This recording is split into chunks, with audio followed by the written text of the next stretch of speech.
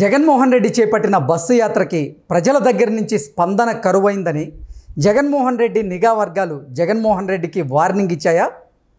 జగన్మోహన్ రెడ్డి నిఘా వర్గాలు ఇచ్చినటువంటి వార్నింగ్తో జగన్మోహన్ రెడ్డి బస్సు యాత్రను రద్దు చేయబోతున్నారా అంటే అవునని సమాధానం ఇస్తున్నారు కొంతమంది రాజకీయ విశ్లేషకులు.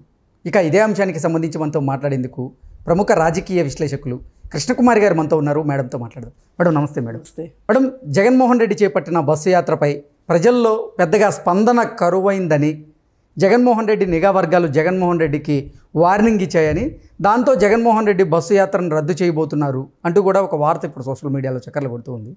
ఈ వార్తలో వాస్తవం ఉందంటారు? అంతే కదా, వాస్తవాలు ఎందుకు చెప్తారు? రాజకీయ నాయకులు అసలే చెప్పరు. అయితే ఆపేసినందుకు సరైన కారణం చెప్పాలి కదా. అందుకని మాకు ఇంటెలిజెన్స్ వర్గాలు చెప్పాయి ఏమనంటే ఏవో ఇబ్బందులు తలెత్తేటట్లున్నాయి, భద్రతా సమస్యలు తలెత్తేటట్లున్నాయి, అది ఇది అని చెప్పారు. అందుకే మేము మరి వాళ్ళ మాట వినాలి కాబట్టి ఆపాము అని. ఎందుకు ఆపారు అంటే చెప్పాలి కదా సమాధానం. కానీ అసలు విషయం ఏంటి అంటే జనాలు సరిగా రావట్లేదు అనే ఒక కారణంతో యాత్రను ఆపాలనుకున్నారు, అబాస్పాలు అవుతామని. కానీ మరి మామూలుగా ఇలా అని చెప్పరు కదా, అందుకని అలా చెప్పారు. ఆయన భద్రత గురించని లేదు అనుకుంటే ఇక మరీ పోయినసారి లేని భద్రతా కారణాలు, లేని విషయాలు అవి ఇవి చెప్పి ఇంకొక కోడికత్తి డ్రామా ఆడితే కూడా జనాలు నమ్మేటట్లుగా లేరు. అందుకని ఏంటి అంటే ఆపేయటం బెటరు అనే దానికి వచ్చేసారు. ఏంటి మరి అసలు ఎందుకు జనాలు ఎందుకు రావట్లేదు? మరి ఆ మధ్య ఒక మీటింగ్లో కుర్చీలు ఖాళీగా ఉన్నాయని చెప్పి వాటి ఫోటోలు సోషల్ మీడియాలో వస్తే టీడీపీ వాళ్ళే కావాలని ఓ నలుగురు లేని చోట జూమ్ చేసి చూపించారు. వాళ్ళకి ఏంటది ఇవేవో గ్రాఫిక్స్ చేయటం అలవాటు కదా, వాళ్ళు ఇలా చేశారు, అంతేగాని జనాలు బాగానే వచ్చారు అని చెప్పి మీ కళ్ళు కాకులు పోయినాయి ఎత్తుకుపోయినాయి అని శ్రీరెడ్డి మాట్లాడింది. కానీ వాస్తవానికి మటుకు జనాలు రావట్లేదు అన్నది వాస్తవం. జనాలు రావట్లా. అందుకని మరి ఏం చేయాలి చెప్పండి? ఏదో మాట అయితే చెప్పాలి కదా. మనం ఆలోచించాల్సింది ఏంటంటే ఇది ఇంకొంచెం ముందు గనక అయ్యి ఉన్నట్లయితే గనక ఇలా రావట్లేదు ఏంటి అనుకున్నప్పుడు ఏవైనా నష్ట నివారణ చర్యలు చేపట్టడానికి కుదిరేది. ఇప్పుడు సమయం లేదు మిత్రం, అలాగా అయిపోయింది పరిస్థితి. అసలు జగన్మోహన్ రెడ్డి ఒక సభ ఏర్పాటు చేస్తే దానికి వచ్చేటువంటి జనాలు ఇంక ఏ సభకి ఏ నాయకుడు పెట్టినా కానీ రారు అంటూ వైఎస్ఆర్సీపీ నాయకులు ఢంకా బజాయిస్తూ ఉంటారు. మరి ఇప్పుడు ఎందుకు అసలు జగన్మోహన్ రెడ్డి బస్సు యాత్రకి ప్రజల స్పందన కరువైంది అంటే ఏం చెప్తారు మేడం? ప్రజల స్పందనే కాదు, కార్యకర్తల హడావుడైనా ఉండాలి కదా. అది కూడా ఎందుకో లైఫ్ కనిపించట్లా. కార్యకర్తలు ఇప్పుడు ఎలా ఉంటుంది, ప్రజలకి స్వచ్ఛందంగా ఎన్టీఆర్ మీటింగ్కి వచ్చినట్టు రావాలనైనా ఉండాలి, మనం రప్పించుకోగలిగైనా ఉండాలి.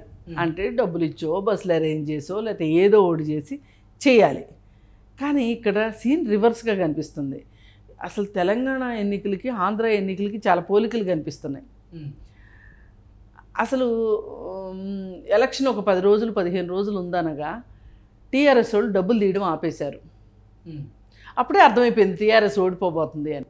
ఓకే, ఎందుకు ఇప్పుడు గెలిచేటప్పుడైతే డబ్బులు పెడతారు, ఎట్లా కొట్లా. ఓడిపోయేటప్పుడు ఎందుకు పెడతారు? అర్థమైపోయింది వాళ్ళకి. ఇప్పుడు జగన్మోహన్ రెడ్డి కార్యకర్తలకు కూడా అసలు ముందు జనాల కంటే వీళ్ళు ఆర్భాటం చేయాలి కదా. వీళ్ళు ఆర్భాటం చేస్తేనే జనాలు వస్తారు అది చూసి. ఇప్పుడు పండగ జరుగుతుంది అనుకోండి, ఇంట్లో వాళ్ళకే హుషారు లేనప్పుడు పక్కింటి వాళ్ళకి ఎందుకు ఉంటుంది చెప్పండి? మన ఇంట్లోనే ఏదో ఫంక్షన్ జరుగుతుంది, మనమే నిరుత్సాహంగా ఉన్నాం అనుకోండి, పక్కింటి వాళ్ళు వచ్చి ఎట్లా చేస్తారు చెప్పండి? అట్లా అయిపోయింది ఇప్పుడు జగన్మోహన్ రెడ్డి పరిస్థితి. జనాలు రావట్లే. జనాలు ఎందుకు రావట్లేదు అంటే ఓ పక్క నుంచి వాళ్ళు ముగ్గురు కలవటం ఒక కారణం, ఇంకో పక్క నుంచి చెల్లి ఒక పార్టీని భుజాన్ని వేసుకుని తిరగటం ఒక కారణం, ఇంకో పక్కన ఇంకొక చెల్లి వచ్చి మా నాన్నని చంపేశారు, ఎవరు చంపారో తెలుసు, అది ఇది అని ఆమె మాట్లాడుతుంది. ఆమె మాట్లాడుతుంటే ఇప్పుడు బయటకు వస్తే దాని గురించి సమాధానం చెప్పుకోవాలి జగన్మోహన్ రెడ్డి. సమాధానం చెప్పాలి అని అంటే మొన్న మీటింగ్లో అందరికీ తెలుసు, ఈ నియోజకవర్గ ప్రజలకు తెలుసు, ఎవరు చంపారో దేవుడికి కూడా తెలుసు, ఇలా మాట్లాడాడు. మామూలుగా అయితే అంతకుముందంతా ఏమనేవాడు, నేను దేవుడు దూతనే అని చెప్పేవాడు. మరి దేవుడికి తెలిసినప్పుడు దేవుడు దూతకు తెలియదా ఎవరు చంపేశారు అనేది? అంటే జగన్మోహన్ రెడ్డికి తెలుసు అంటారు, వైఎస్ వివేకానంద రెడ్డిని ఎవరు చంపించారు అనేది. దేవుడికి తెలుసు అన్నాడు కదా ఆయనే. ఈయన మరి దేవుడికి నేనే దేవుడి దూతనే అని చెప్తాడు కదా. దేవుడు నన్ను పంపించాడు మీకోసం అని కదా ఇంతకుముందు అంత చెప్పాడు. మర్చిపోయారా? సభల్లో చెప్పలేదా? నేను దేవుడి తరఫున వచ్చానమ్మా, మీ కష్టాలు తీర్చడానికి దేవుడే నన్ను పంపించాడు అన్నాడు.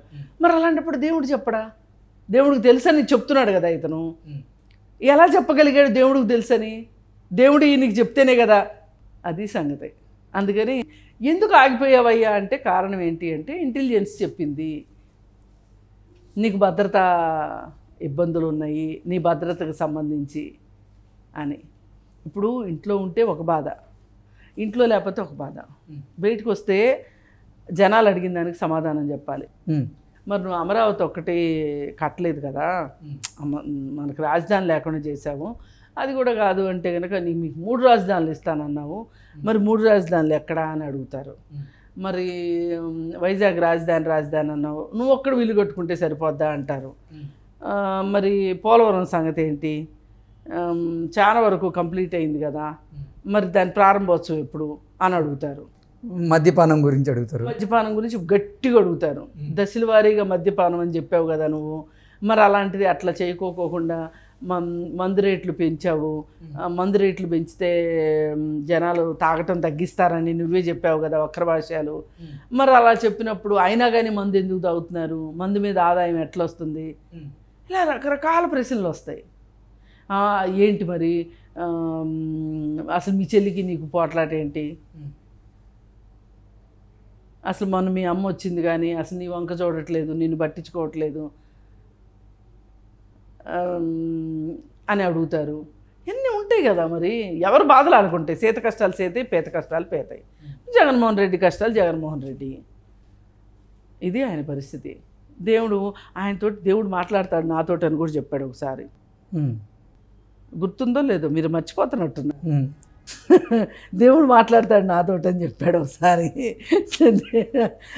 మరి ఇవన్నీ చెప్పాల్సి వస్తుంది.